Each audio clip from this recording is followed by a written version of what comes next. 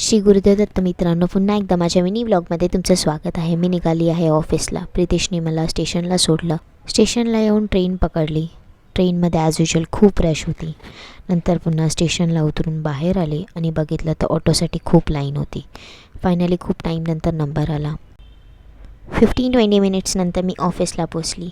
ऑफिसमध्ये जाऊन थोडं काम केलं आणि नंतर आली पुन्हा ब्रेकफास्ट करायला.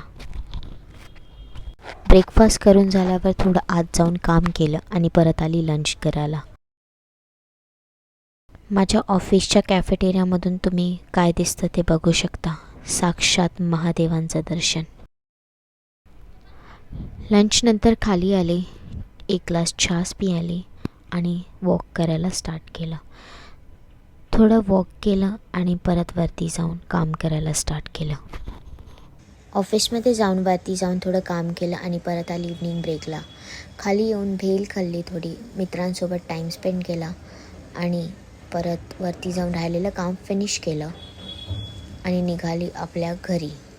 परत तेच रूटीन.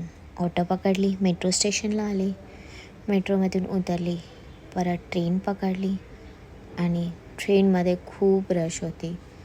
पुन्हा स्टेशनला उतरून ऑटो केली. प्रितेश मला न्यायला येणार होते. हा फेस बघून वेगळा सुकून भेटतो. असा होता माझा 9 to 7चा रूटीन. चला तर भेटूया नेक्स्ट मिनी ब्लॉगमध्ये. तोपर्यंत श्री गुरुदेव दत्त.